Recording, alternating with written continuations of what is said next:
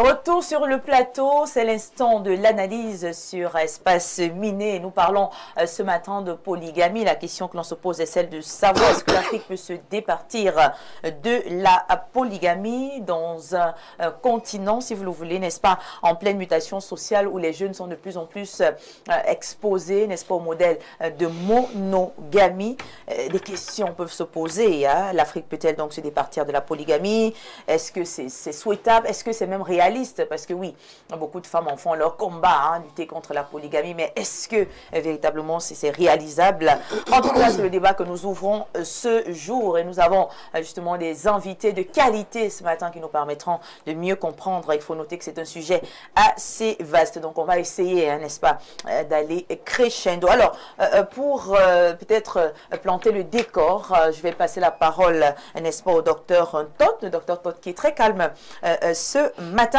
La question est celle de savoir est-ce que la polygamie fait donc partie intégrante de l'identité culturelle africaine. Bien sûr. Puisqu'il y a plusieurs cultures. Africaine. Voilà.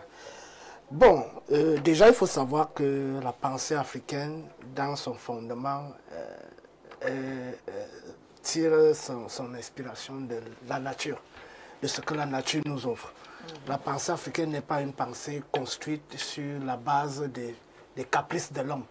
Vous allez voir même au niveau du respect des interdits, au niveau de l'organisation de la société et au niveau même du rapport avec les humains entre eux et du rapport de ces humains avec la nature. Il y a toute une harmonie qui est intégrée et qui s'inspire de l'ordre de l'univers. En ce qui concerne le cas de la polygamie, particulièrement en Afrique, il faut déjà dire d'entame que la polygamie a toujours été pratiquée en Afrique. Depuis la haute antiquité, notamment dans les textes les plus anciens, on retrouve des pharaons par exemple qui avaient plusieurs femmes, et plus tard des rois de Nubie qui avaient plusieurs femmes. Et pendant l'Afrique médiévale, il y avait des rois, notamment au Bénin, dans l'empire du Bénin, l'empire du Songhai, l'empire du Mali, etc. Et tous ces gens, ces grands rois, ces empereurs avaient plusieurs femmes. Et en ce qui concerne les individus simples, c'est-à-dire les personnes simples de la société, la polygamie, ce n'était pas une imposition en fait, c'était une capacité, parce qu'on n'est pas polygame tout simplement parce qu'on est un homme. Et il faut avoir des raisons. Il fallait avoir des raisons pour le faire. Par exemple, ceux qui avaient beaucoup de terre, qui devaient être cultivés. Une seule femme ne pouvait pas te faire 15 enfants. Ou alors si tu... Pour cultiver même autant de terre. Pardon? Pour cultiver même autant de terre. Pour cultiver autant de terre. Donc, il fallait avoir plusieurs femmes. Parce qu'en fait, à la base, c'est que la famille, c'est la richesse. La vraie richesse, c'est la progéniture dans la pensée africaine. Donc, quelqu'un qui a des milliers d'hectares à exploiter, une seule femme est incapable de lui fournir le nombre d'enfants dont il a besoin pour exploiter ses terres. Maintenant, avec le temps, l'affaire de polygamie est devenue une affaire d'appétit sexuel. C'est-à-dire que même celui qui est incapable de satisfaire une seule femme aimerait en avoir 2, 3, 4.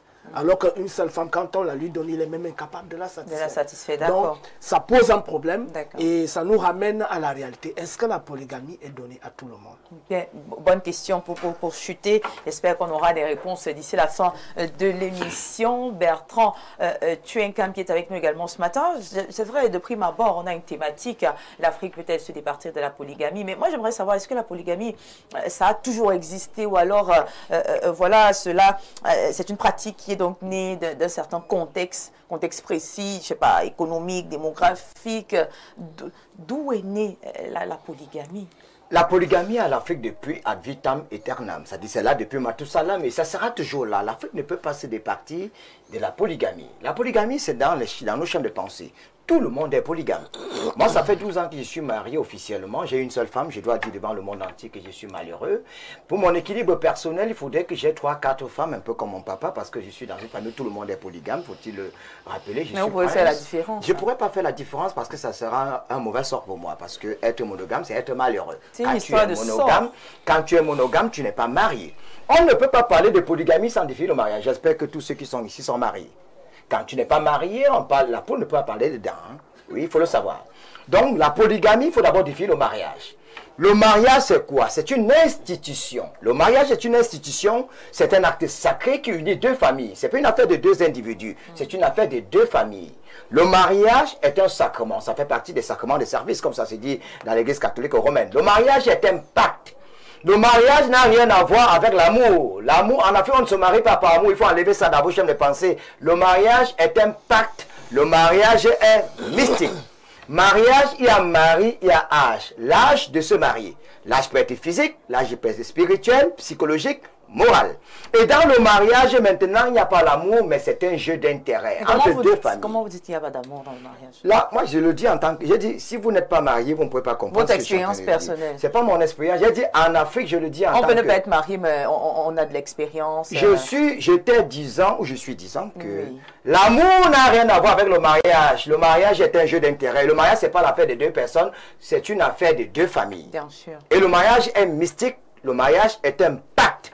La polygamie est une situation de mariage qui permet à un homme d'avoir officiellement une et plusieurs épouses. Pourquoi est-ce que je dis que le mariage n'a rien à voir avec l'amour et que c'est un pacte? Dans le mariage, il y a les éléments qui entrent, les totems. Si dans votre famille, vous avez comme totem le serpent, vous irez prendre pour épouse une femme qui a pour totem les mangoustes? Non, les serpents détestent les mangoustes. Il faut savoir cela.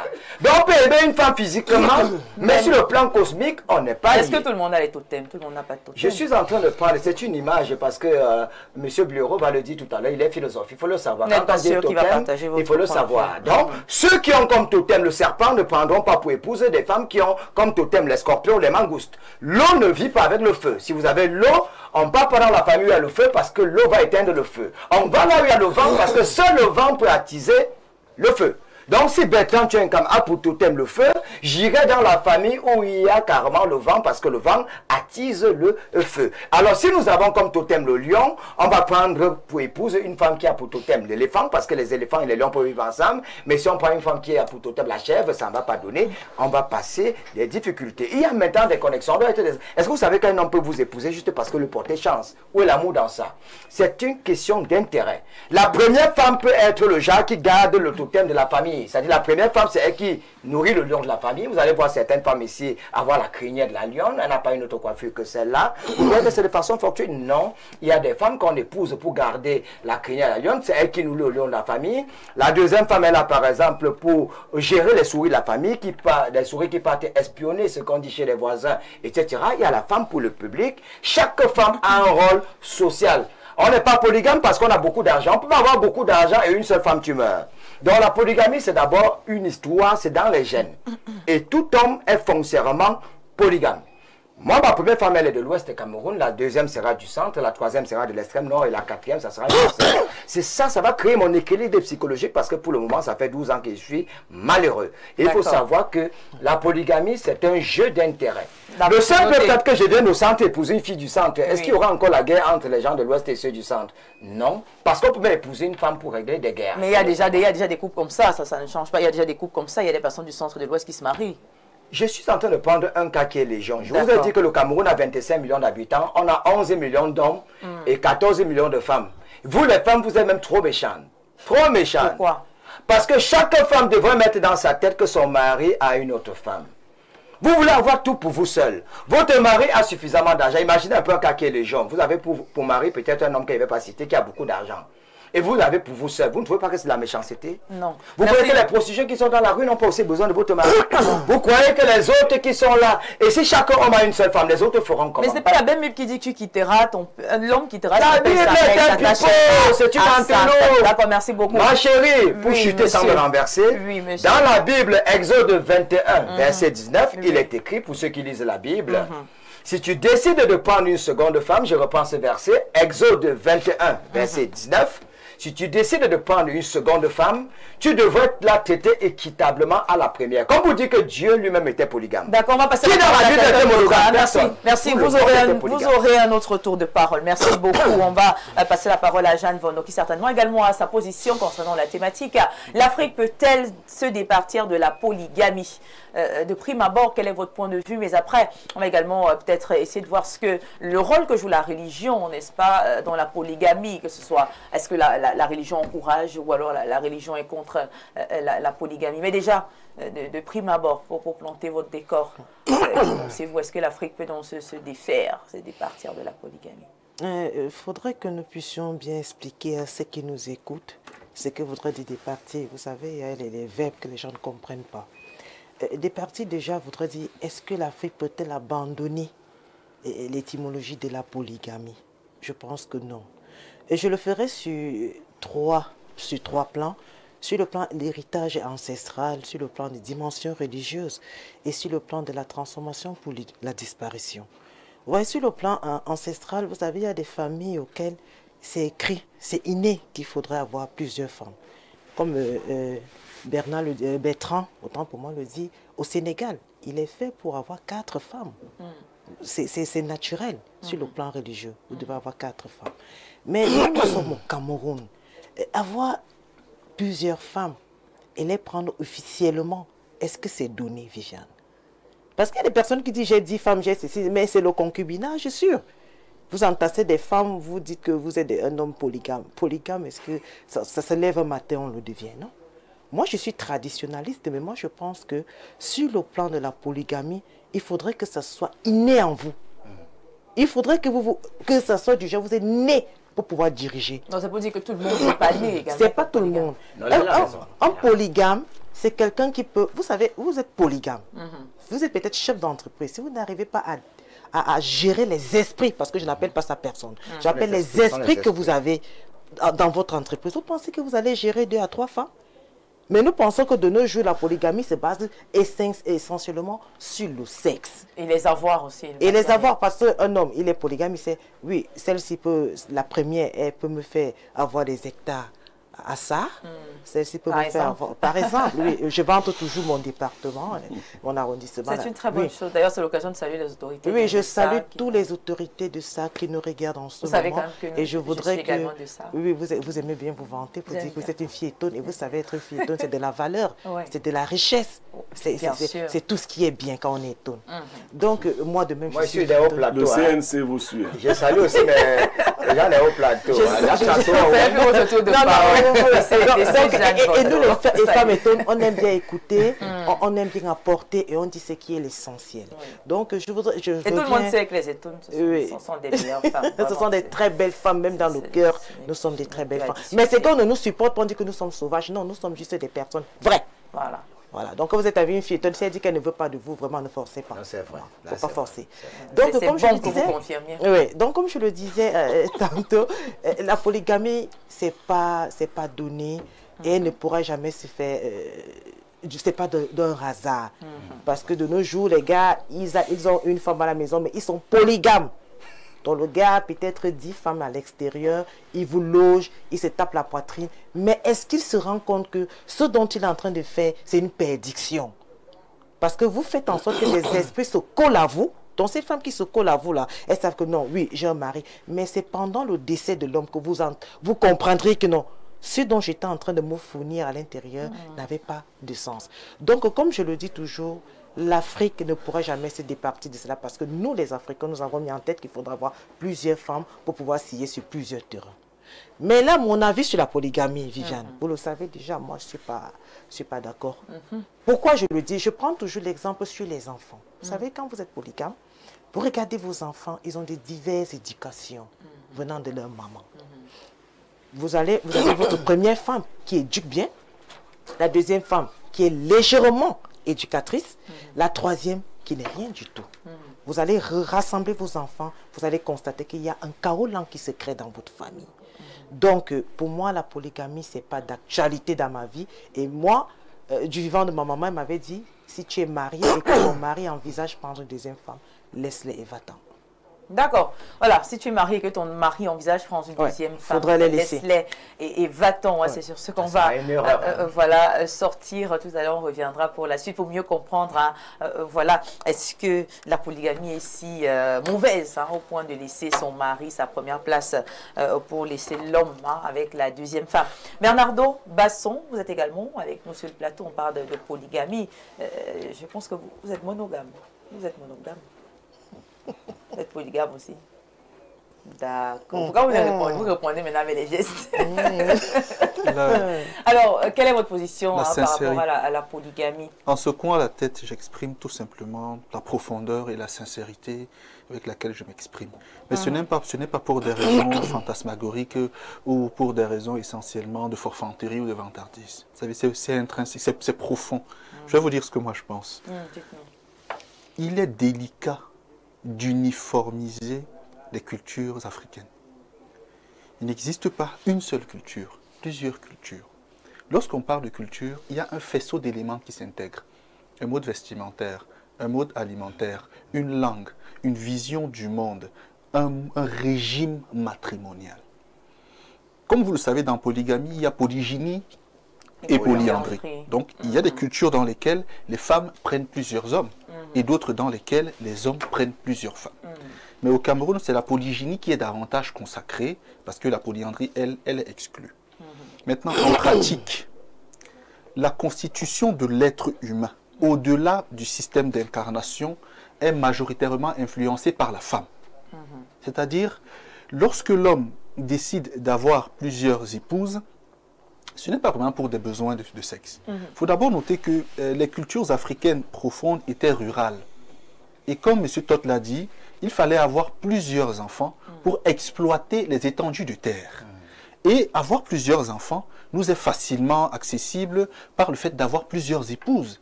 L'idée n'est pas d'exploiter ces épouses ou de les chosifier. C'est de leur offrir des lignées afin qu'elles puissent entraîner les enfants de leur lignée à exploiter différemment les ressources. Il y a des femmes qui sont plus fertiles dans la main que d'autres, des femmes plus fécondes sur le plan de la génétique que d'autres, des femmes plus fortes physiquement que d'autres. Et quand on sait que dans la transmission, c'est la femme qui donne le corps à l'enfant, voilà pourquoi la femme, quand elle a accouché, son corps s'amoche, son corps s'affaiblit, parce que c'est elle qui transmet le corps à l'enfant et l'homme transmet d'autres éléments. Donc, en ayant plusieurs épouses, c'est parce qu'on veut avoir des individus différents qui pourront gérer différemment les espaces de terre. Certains pourront vivre dans les montagnes, d'autres dans les vallées, d'autres encore au bord des eaux, selon comment les mamans sont constituées. Et là, quelqu'un évoquait là les forces des éléments. Il y a des femmes liquides, il y a des femmes eau, pour dire liquide, il y a des femmes feu, il y a des femmes terre, il y a des femmes air. Donc, en fonction de ce que sont ces femmes-là, elles font des enfants qui vont à un moment donné devenir suffisamment forts pour gérer des espaces définis. Le mixage culturel, le brassage culturel et l'influence occidentale ont fait en sorte qu'il y ait une subjectivation de la relation amoureuse, en mettant au centre quelque chose d'aussi léger que le sentiment. Je l'ai dit plusieurs fois sur le plateau quand je venais il y a plusieurs mois, dès qu'on se marie par amour, on a échoué. Dès qu'on cherche une femme ou un homme, parce qu'on l'aime, on a échoué la relation. On a des couples quand même qui n'échouent pas, qui durent, qui restent ensemble, bien que s'étant mariés uniquement par amour, sans avoir même tenu compte de À un moment donné, madame, l'amour là s'éteint. Il reste autre chose pour maintenir la relation. Ce n'était que l'amour qui restait, ou l'amour qui les unissait. Cet amour-là, au moins, on n'aime pas de manière constante toute la vie. L'amour est fluctuant. Au moment où il baisse, qu'est-ce qu'il reste? Au moment où il est haut, d'accord, on est passionné. Donc ça, c'est le premier élément. Le second élément, c'est que dans les traditions mystiques africaines, on dit en toute chose, imiter la nature. C'est-à-dire, l'Africain n'est pas pédant, il n'est pas présomptueux. Il n'est pas cartésien qui dit que l'homme est maître et possesseur de la nature. Il considère que la nature l'a précédé, elle est plus intelligente que lui. Et comme le coq qui peut avoir plusieurs épouses pour étendre sa lignée, comme le lion qui peut avoir plusieurs lionnes pour étendre sa lignée, comme le bouc qui peut avoir plusieurs chèvres pour étendre sa lignée, comme les poissons qui peuvent se multiplier à foison, l'homme également pense qu'il faut étendre sa lignée parce que l'homme il est ensemenceur quand la femme elle est réceptacle. À partir de là, l'idée, c'est la question du sentiment qui fait naître le débat. C'est-à-dire, est-ce qu'on peut aimer plusieurs femmes ou pas? Dès qu'on évacue le sentiment, le problème ne se pose plus. C'est que la femme peut choisir également un homme en disant, cet homme est grand de taille, je veux des enfants grands de taille. Elle le pointe, elle l'a. Je veux des enfants brillants. Elle prend Monsieur Tot, elle fait un enfant avec lui. Je veux un enfant fort physiquement, elle prend Samson. Donc ça veut dire, ce n'est pas tant une affaire de sentiments, c'est une affaire d'objectifs dans la constitution de la société. Moi, j'ai une compagne aujourd'hui, elle est originaire de la région du centre. Quand on discute, je lui dis, écoute, l'acte de mariage sera polygame. Sera polygamie. Maintenant, est-ce que je vais forcément prendre une deuxième femme? Tout dépendra de comment est-ce qu'on vivra. Heureusement, elle a un peu de maturité aujourd'hui et elle me dit, écoute, je pense que ce n'est pas le plus important. C'est-à-dire, le régime n'est pas le plus important. Les femmes ont un problème de bien. Elles n'ont pas un problème de polygynie ou de polygynie, un problème de bien. Vrai. Ça veut dire que si l'homme a beaucoup de moyens, même si elle était au départ contre la polygynie, elle va finir par accepter. Donc, les hommes n'ont jamais... La polygamie ou la polygynie n'a jamais été majoritaire. Hein. Même dans l'Afrique antique, elle n'était pas majoritaire. Mais il n'y a pas des pays africains qui ont quand même limité la polygamie? Il y en a. La Côte d'Ivoire, là même, complètement rayée sur le plan légal. Mais quels sont les résultats quand on essaie de comparer? Est-ce que ce n'est pas mieux là-bas quand même? Quels sont les résultats? Ce que je peux vous dire, je n'ai pas d'études officielles, vous voyez. Oui. Mais ce que je pense, c'est qu'aujourd'hui, la plupart des divorces, j'en ai eu à conduire quelques-uns, sont issus, sont dégagés des foyers monogamiques. Je vous assure, c'est-à-dire que la monogamie ne rassure en rien de la qualité du mariage. Un homme fidèle n'est pas forcément un bon mari. Un homme monogame n'est pas forcément un bon mari. Ça veut dire. C'est quoi le bon mari, Bernard? Plusieurs facteurs. L'intérêt qu'il accorde à sa ou ses compagnes, l'énergie qu'il met pour solidifier des relations. La qualité d'une relation n'est pas fonction d'un critère comme la fidélité. Hein. Il y a des hommes qui sont même infidèles, qui trompent leurs compagnes, mais qui sont responsables, qui sont soigneux, qui sont disponibles et veillent sur leurs enfants. Il y a des hommes monogames qui sont violents, qui sont jaloux de manière maladive, possessifs, et qui sont vraiment, comment dire, égoïstes. Et qui ne sont parfois pas bien équilibrés mentalement. Hein. Vous voyez. Un homme qui est vraiment déséquilibré mentalement, ça c'est un point également. Pour sortir, c'est un avis, il est subjectif. L'homme qui peut doit savoir, parce qu'il faut pouvoir pour être polygame, doit savoir que la monogamie, c'est un système d'esclavagisation de l'homme. Lorsque l'homme se marie en monogamie, il est l'esclave de son épouse, de ses enfants et de sa belle famille. Qu'en est-il de la femme? La femme n'est pas esclave parce que la femme qui est seule dans le foyer fait moins d'efforts. Elle sait que l'homme doit se battre pour lui faire plaisir à elle. Faire des efforts tous les la vie est un jeu d'intérêt, Madame Bessala. Les jeunes de 20 ans vous diront, est-ce qu'on se marie pour avoir des intérêts, pour gagner quelque chose dans la vie? Tout ce qu'on fait. Je vais vous...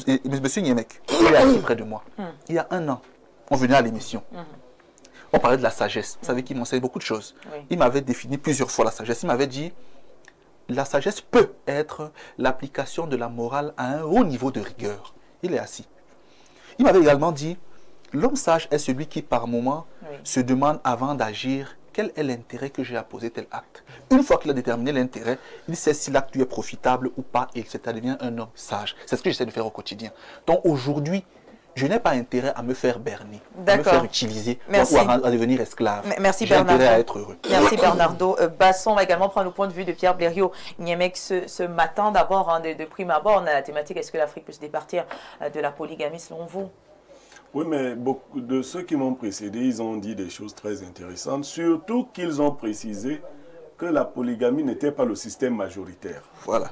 Dans l'Afrique. Il ne faut pas regarder l'Afrique comme une zone où tous les hommes étaient polygames. Il y a toujours eu une stratification des hommes. Il y a les petits hommes qui n'ont même pas de femmes. Du tout. Puisque soit qu'ils ne fonctionnent pas, soit qu'ils ne peuvent pas ou qu'ils ne veulent pas. Maintenant, il y a les hommes moyens qui vivent normalement avec leur unique femme. Et dans cette Afrique-là, on trouvait que ces hommes-là étaient les femmes de leurs femmes. Parce qu'un homme qui a une seule femme est l'épouse de sa femme.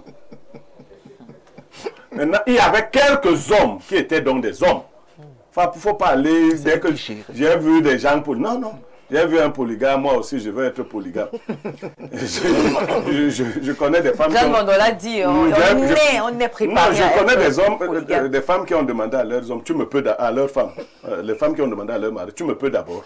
Ah, les femmes qui ont demandé à leur mari. Tu me peux d'abord quand tu entends les gens parler. Je ne veux plus entendre ça.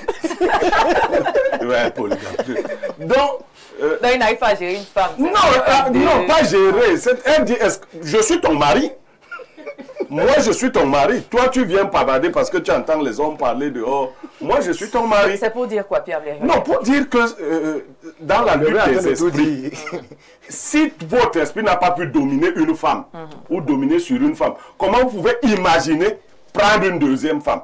Vous allez passer par où? Il y a des femmes, quand elles entendent même que leur mari ont des copines, elles t'appellent, elles disent, viens, on m'a dit que tu as une copine. Viens t'expliquer. Tu vois comment? Il panique. Il panique. Quand on est assis dehors à une certaine heure, il y a des hommes qui font comme les enfants qu'on attend à la maison.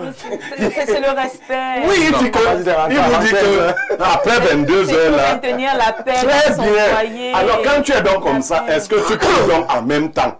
Non, tout le monde n'en a pas besoin aussi. C'est ce que je dis donc. Ouais. C'est d'abord un caractère, c'est d'abord une manière d'être. Tout le monde n'est pas comme vous. Hein, non, je ne sais pas comment je suis. Donc, vous êtes trop fort. Non, je ne sais pas.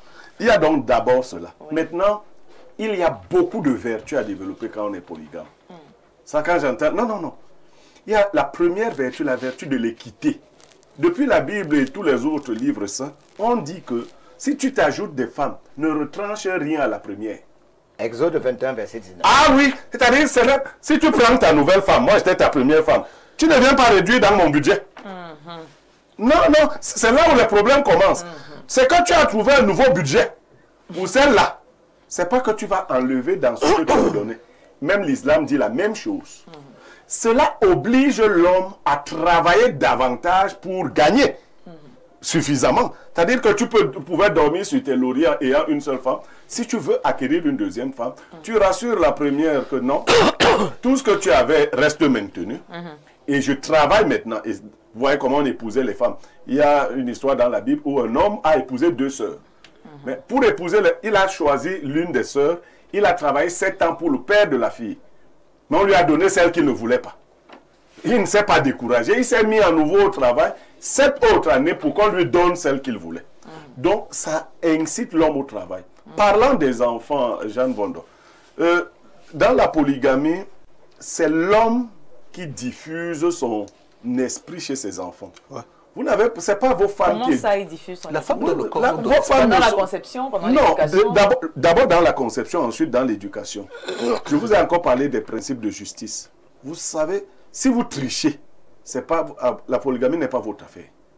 Parce que dès lors que vous commencez à montrer de l'amour pour un camp ou des enfants d'une femme par rapport aux enfants d'une autre femme, vous créez vous-même les germes de la division.